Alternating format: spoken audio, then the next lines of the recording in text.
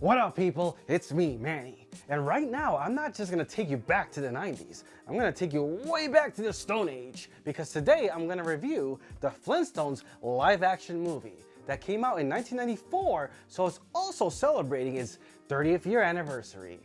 As I usually say, as a kid, I really liked this movie, but audiences and critics hated it. Just look at that Rotten Tomatoes score. Ugh, get it away. Anyways, I think now is a perfect time for grown-up me to rewatch this movie to see how it holds up. So grab your Fruity Pebbles as I grab my Cocoa Pebbles and let's discuss.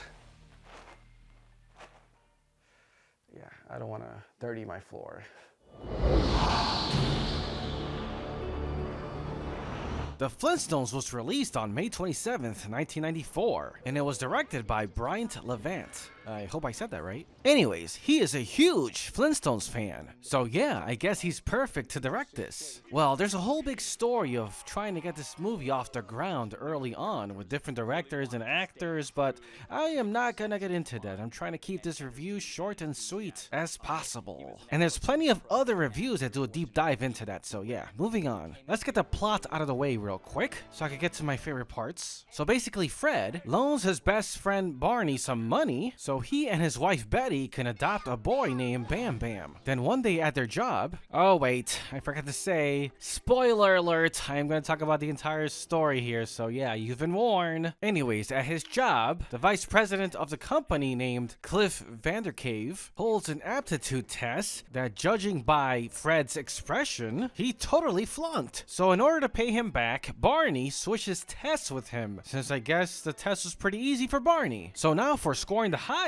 Fred gets a promotion while Barney gets fired for scoring the lowest. So Fred now is living the high life while Barney loses his home. So they move in with Fred, but Barney is upset that it should have been him living the high life. And he also cannot take how Fred keeps showing off all his riches and just acting like a rich jerk. And unbeknownst to Fred, Cliff tricked him into signing a bunch of documents that got all his co-workers fired. So Barney, Betty, Wilma abandon Fred as he goes on the run while being chased by all the workers he fired without knowing. It was all a plot by Cliff to embezzle money and blame it all on Fred. But Wilma and Betty break into Fred's office to take the Dictabird, which is a bird that records all the conversations that happen in the office. So now he has to prove that Cliff framed him. But Cliff finds out and kidnaps their kids. So they meet up the next day in order to exchange the Dictabird for the kids. But of course, it's a trap, and then a big action scene of sorts ensues. They save the kids, stop Cliff. Fred is proven to be innocent, unlike a former president. Oh yeah, I went there. I went there. Don't be mad. Don't be a snowflake. Don't melt. Facts don't care about your feelings, bitch. I don't care anymore. Just Cuz Reviews is almost over. I don't give a anymore. If it makes you feel better, he might be president again, so yeah, I'm gonna get, what, hanged or something? I don't know. Who cares? Moving on. So Fred gets his old job back in the condition that there's some new benefits for him and his co-workers, and they all live happily ever after. The end. Okay, here's what I love about this movie. I love how almost all the effects are practical effects with very little CGI used. Because you know, if this movie was made today, it will be filled with CGI effects and barely any practical effects. And the practical effects still look great today because it's based on a cartoon. So the animatronics are supposed to look cartoony. So yeah, it works very well. It really is the Flintstones cartoon come to life. I just love seeing all the dinosaur household products in live action. Very cool. Though, how does the radio work? Or the TV? And do they get pregnant? Alright, I'm overthinking it now. Anyways, I also like the Bam Bam montage, which is funny and sweet. Aw, you know what? Let me simplify this. Let me just show a few parts here that caught my attention or that I really like, and briefly comment on them. This music right here, when they're in the bowling alley, doesn't it sound familiar?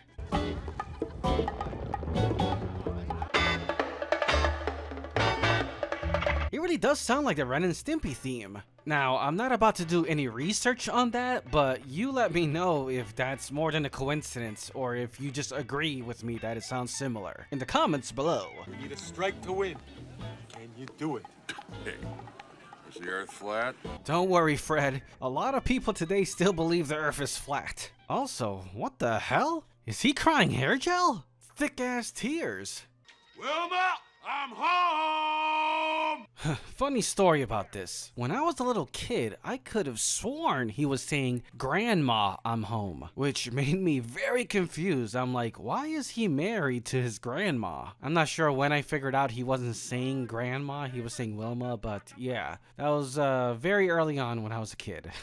What has he ever provided you besides shade? It's funny because Fred is actually doing quite well with that house. Like seriously, most millennials like myself are probably never gonna be able to own a house. So yeah, Fred, don't listen to her. She's just fucking hating. Also, I just made myself a little bit depressed with that fact. Anyways, one of the big reasons this movie got some bad reviews is because of its story. But honestly, as a kid, I really liked the story. And now as an adult, I also like the story. Sure, I didn't know what embezzling meant as a kid, but I still got the fact that Cliff was a bad guy trying to frame Fred for stealing company money. But yeah, basically critics thought that the movie was too grown up. The scene with Halle Berry as the sexy secretary is one of the scenes that they think might be too grown up for kids.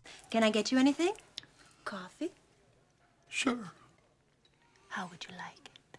Black. He likes his coffee black. Okay, the nostalgia critic already did this joke in his review of the Flintstones. But still, obvious joke is obvious. Anyways, this scene was hilarious. And yes, Halle Berry is hot AF in this movie. And yes, as a kid, I could handle sexy like this. I sure did!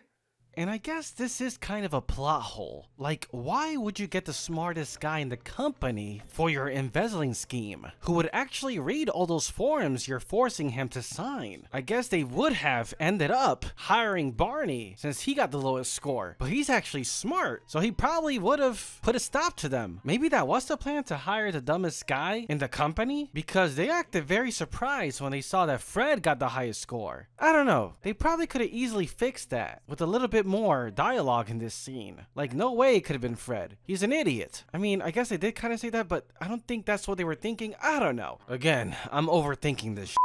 Still, even with that possible plot hole, whatever, I still enjoyed this story, as it was very funny and fun to see Fred all rich and shit. Also, I think it's funny that if the roles were reversed and Barney got the promotion and then he had to fire Fred, Fred would be petty as f, and he would have abandoned Barney by then. Anyways, let me talk about the cast a bit. John Goodman as Fred Flintstone is awesome. Great casting. Perfect casting, I should say. From his look to his voice to his acting is just spot on Fred Flintstone. Damn, I forgot to mention that as a kid, I grew up watching the reruns of the Flintstones. So before this movie came out, I was already a Flintstones fan. But yeah, it sucks that John Goodman was basically forced to do this role, as he didn't want to do it, as he thought he would be Fred Flintstone for the rest of his life and didn't want to be recognized as that. And Steven asked me, he actually told me that I was going to play Fred Flintstone for him.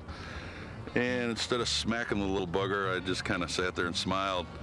And I'm be honest with you, I'm a little nervous about it because I think I'm going to hear Yabba Dabba Doo for the rest of my life. What a shame, because I saw in my research for this movie that apparently there was going to be 2 more sequels with the original cast. That obviously never happened. Though we did eventually get a sequel in the year 2000 called The Flintstones in Viva Rock Vegas, which honestly I never watched, and I had no interest in watching back then because none of the original castmates were there, even though I do think the original director was there. But yeah, I was just not interested, and that one didn't get good reviews either, I think. Maybe one day I'll watch it, but I'm not interested. It's supposed to be a prequel, yeah.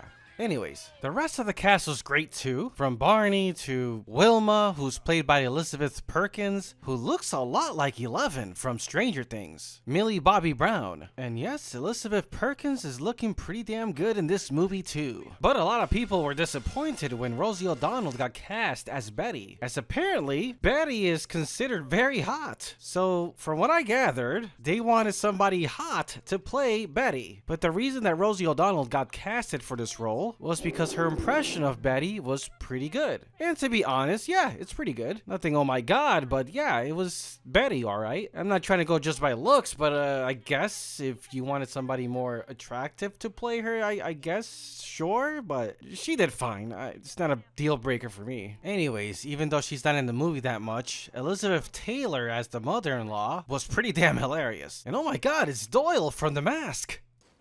Doyle?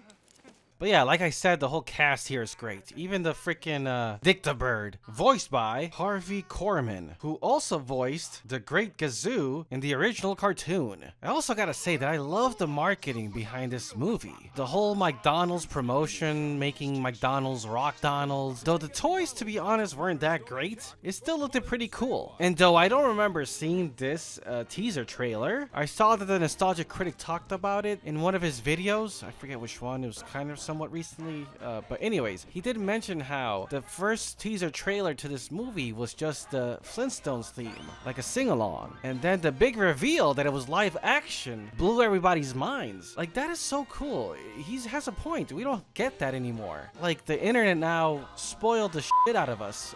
Where we don't get surprised like that no more. You get to experience that with an audience. I think that is very cool. Great point. Also, the Fruity Pebbles cereal came with a movie poster that I remember my sister had up in her wall. I guess just for decoration. They had a bunch of movie posters there, from Beauty and the Beast and stuff like that, Aladdin, whatever, Little Mermaid. As a kid, my favorite one was the Flintstones poster, of course. But yeah, good memories with the marketing here. Anyways, I think that covers just about everything I wanted to talk about with this movie. All in all, I still enjoyed this movie today, just like I did when I was a kid. It has good pacing, great acting, great practical effects. It's actually still very funny. I was laughing out loud at a lot of these jokes, and I just had a smile on my face the whole time. I still think this is what a live-action Flintstones movie should be, and I like that it's a bit more grown up from the cartoon. So yeah, I might be in the minority here, but I freaking love this movie. Now, before I give my final score here, I want to say that Just Cuz Reviews really is coming to an end. After this review, I only got 2 more reviews left. The end of an era. Anyways, I still remember going to the theaters as a kid with my mom and my siblings to watch this movie. There's just a lot of love and care put into this movie, and I see it, and I feel it. And they just don't make movies like this anymore. Again, I love all the practical effects here and all the animatronics they used. It still looks great. Like I said, I loved it back then, and I love it now. That's why I give the Flintstones movie a 9 out of 10.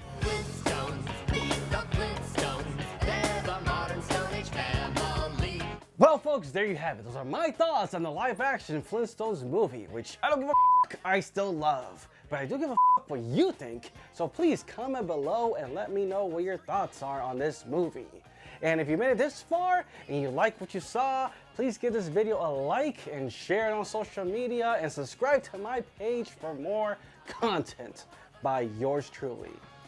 And with that, this has been a review of the 1994 Flintstones movie, Just Cuz. Yabba dabba doo! It's like 1 o'clock in the morning as I'm recording this. I should shut the f*** up. Yabba dabba doo!